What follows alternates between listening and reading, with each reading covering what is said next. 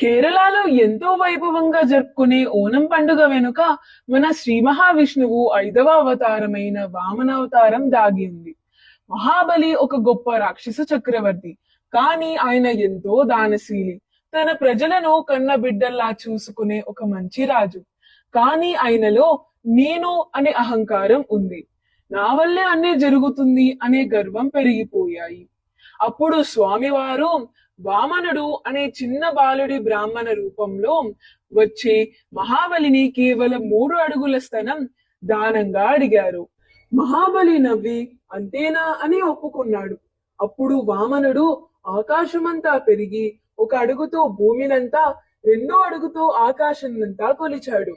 3 అడుగు ఎక్కడ పెట్టాలి అని అడిగాడు. అప్పుడు మహాబలికి తన అహంకారం అర్థమైంది.